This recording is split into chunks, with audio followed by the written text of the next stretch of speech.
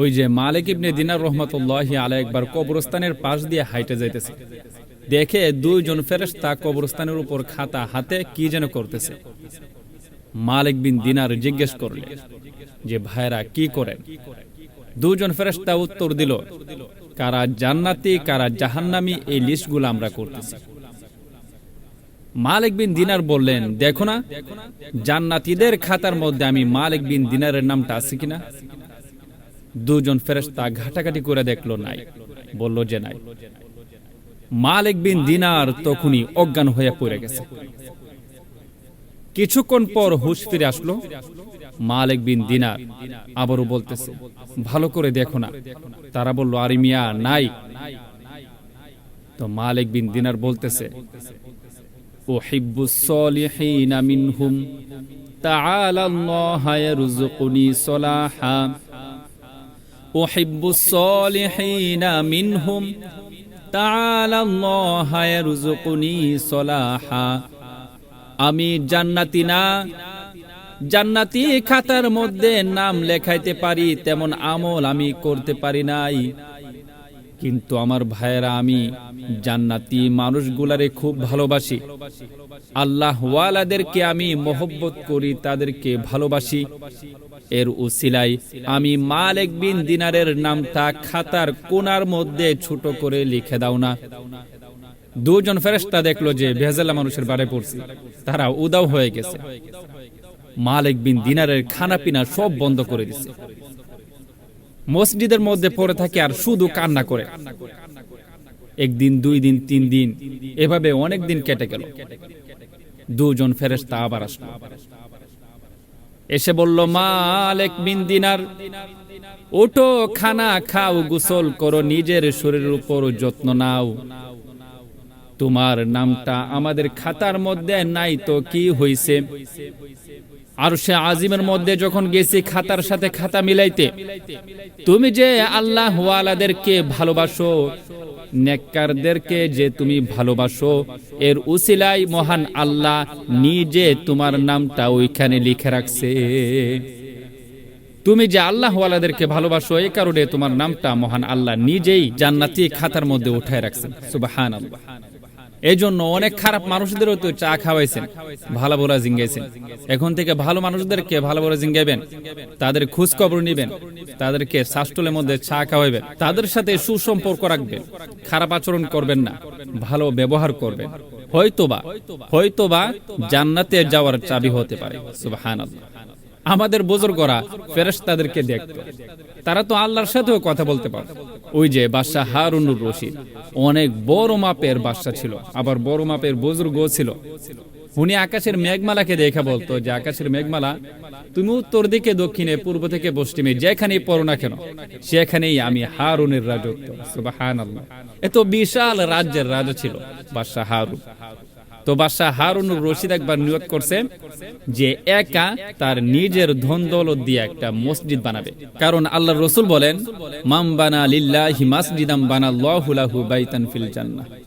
যে ব্যক্তি আল্লাহকে খুশি করার জন্য, আল্লাহকে রাজি করার জন্য একটা মসজিদ তৈরি করবে, আল্লাহ তার জন্য জান্নাতের মধ্যে একটা সুন্দর বড় বিশাল বালাখানা তৈরি করবেন। সুবহানাল্লাহ। তো বাদশাহ হারুনুর রশিদ এই হাদিসটার উপর আমল করতে চান, এই জন্য সকলকে ডাক দিলেন যে আমি হারুনুর রশিদ একটা মসজিদ একা বানানোর নিয়ত করলাম। এই মসজিদের মধ্যে কেউ 1 টাকাও দান করতে পারবে না, কেউই দান করতে পারবে না। সকলকে আদেশ করে ফেললেন। মিস্ত্রিদেরকে বললেন, আর মিস্ত্রিরা বাদশাহ হারুনের কথা মতো কাজ করা শুরু করে দিলেন। কাজ কমপ্লিট হয়ে গেছে, মসজিদ উদ্বোধন হয়ে গেছে। রাতে যখন বাদশাহ হারুন ঘুমাইতে গেছে, ঘুমের ঘরে স্বপ্নে 2 জন ফেরেশতা আসলো, এসে বলল, চলো হারুন, তুমি যে আল্লাহর সন্তুষ্টির জন্য একটা ঘর বানাইছো, একটা মসজিদ বানাইছো, এর বদলতে আল্লাহ যে তোমার জন্য সুন্দর ঘর বানাইছো ওইটা দেখবা, চলো। বাদশাহ হারুনকে নিয়ে গেছে, তার বানানোর বদলতে একটা ঘর যে আল্লাহ বানাইছে জান্নাতের মধ্যে ওইটা দেখাইবে। বাদশাহ হারুন যেতে যেতে গিয়ে দেখে সুন্দর বাগান, আর ওই বাগানের মধ্যে সুন্দর বিশাল একটা বালাখানা, তার জন্য তার নাম লেখা আছে বাদশাহ হারুন। দেখে এর পাশে আর একটা হুবহু সিম টু সিম আর একটা বালাখানা। তো বাদশাহ হারুন জিজ্ঞেস করতেছে যে ওই টাকা, বলল ওইটা আপনার না, ওইটা আপনার এক মিস্ত্রি, নাম হচ্ছে আব্দুর রহমান, ওই ব্যক্তির। বাদশাহ হারুনের ঘুম ভাঙা গেছে। সকালবেলা সকল মিস্ত্রিদেরকে দাওয়াত করলো। ওই মিস্ত্রিকে জিজ্ঞেস করলো যে তুমি কি করলা? জান্নাতের মধ্যে আল্লাহ তাআলা তোমার জন্যও একটা বালাখানা তৈরি করছে, তুমি কি করলা? আমি না বলছিলাম কেউ এক টাকাও এই মসজিদের মধ্যে দান করতে পারবে না? সে বলল, বাদশাহ হারুন মাফ করবেন, যখন আপনার মসজিদ আমি তৈরি করতেছিলাম আমার চোখ দিয়ে প্রতিদিন পানি পড়তো, ইট লাগাইতাম আর চোখ বেয়ে বেয়ে পানি পড়তো, আর ভাবতাম আল্লাহ বাদশাহ হারুনকে তো আপনি ধন দৌলত দিছেন, বাদশাহ বানাই দিছেন, ধনের কোনো অভাব নাই, সে আপনার সন্তুষ্টির জন্য একটা ঘর বানাই দিতেছে, কিন্তু আমি তো গরিব মানুষ, আমি আপনার জন্য কোনো ঘর বানাইতে পারতেছি না। এই জন্য মনে মনে কান্না করতাম, আল্লাহর কাছে চাইতাম। একদিন হয়েছে কি, আমার দাদা যে সম্পদ আমাকে দিয়ে গেছিল, ও একটা ভিটা বাড়ি আমি খনন করতেছিলাম, দেখলাম কয়েকটা সাদা পাথর, দামি পাথর ভেসে উঠছে, বাইর হয়ে আসছে। তো আমি দেখলাম যে বাদশাহ হারুনের মসজিদের মধ্যে যে দামি পাথরগুলো আমি লাগাচ্ছি, ওই একই পাথর, সেম টু সেম দামি পাথর লাগতেছে। তো আমি মনে মনে ভাবলাম যে যদি রাতের আধারে আমি গিয়ে মসজিদের মধ্যে ওই পাথরগুলোর সাথে এই পাথর মিলাই দিই, তাহলে কেউ ধরতে পারবে না। তো আমি এটা করে ফেলছি। বাদশাহ হারুন বলতেছে, শুনো আল্লাহর বান্দা, তুমি যদিও ছোট একটা দান করছো, কিন্তু এই দানের মধ্যে ইখলাস ছিল, একমাত্র আল্লাহকে দেখানোর জন্য এই দানটা ছিল, যার কারণে আল্লাহ এই দানটা কবুল করে তোমার জন্যও জান্নাতে একটা বালাখানা তৈরি করে দিয়েছেন। সুবহানাল্লাহ। শুধু তাই না যে আমাদের বুজুর্গরা শুধু ফেরেশতাদেরকে দেখে, আল্লাহর সঙ্গেও কথা বলতে পারতো, আল্লাহর সঙ্গেও। ওই যে স্বপ্নে যুগে আব্দুল ওয়াহেদ রহমতুল্লাহি আলাইহি আল্লাহ তাআলা বলতেছে যে আব্দুল ওয়াহেদ, এই নাও জান্নাত, তুমি মৃত্যুর পরে এই জান্নাতের মধ্যে বসবাস করবা। আব্দুল ওয়াহেদ ডাক দিয়ে বলতেছে, আল্লাহ দুনিয়ায় তো বিয়ে করলাম না, জান্নাতে একা কিভাবে থাকবো? ইবাদত করতে করতে হায়াত ফুরাই গেল। আল্লাহ তাআলা বলতেছে, আব্দুল ওয়াহেদ দুনিয়ায় বিয়ে করো নাই তো কি হইছে, জান্নাতে তোমারে বিয়ে করামু, জান্নাতে তোমার সঙ্গিনী হবে দাসী মাইমুনা। আব্দুল ওয়াহেদ বলতেছে, আল্লাহ দাসী মাইমুনাকে আমি কোথায় গেলে পাবো? সন্তানটা বলে দেন।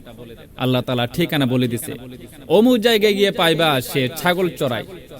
ঘুম ভাঙা গেছে, সকাল বেলা রওনা হয়ে গেছে, গিয়ে দেখে যে ছাগলগুলা ঘাস খাইতেছে, আরেকজন আবৃত মানুষ গাছের ছায়ার মধ্যে দাঁড়িয়ে জায়নামাজ বিছিয়ে নামাজ আদায় করতেছে। আব্দুল ওয়াহেদ পিছনে গিয়ে দাঁড়ায় আছে, নামাজ শেষ হওয়ার অপেক্ষা করতেছে। মাইমুনা সালাম ফিরাইছে, আব্দুল ওয়াহেদ তাকে সালাম করছে। মাইমুনা ডাক দিয়ে বলতেছে, আব্দুল ওয়াহেদ তোমার সঙ্গে না জান্নাতে দেখা হওয়ার কথা, তুমি এখানে কেন আসলা? আব্দুল ওয়াহেদ বলে, মাইমুনা আমি আব্দুল ওয়াহেদ, তুমি কিভাবে জানলা? মাইমুনা ডাক দিয়ে বলে, আব্দুল ওয়াহেদ তুমি যেভাবে জানছো আমিও সেইভাবে জানছি, তোমার সঙ্গে খাতির ভালো, আমার সঙ্গে খাতিরও খারাপ না। যে আল্লাহ তোমাকে জানাইছে সে আল্লাহ আমাকেও জানাই দিছে যে তোমার আব্দুল ওয়াহেদ আসতেছে। সুবহানাল্লাহ।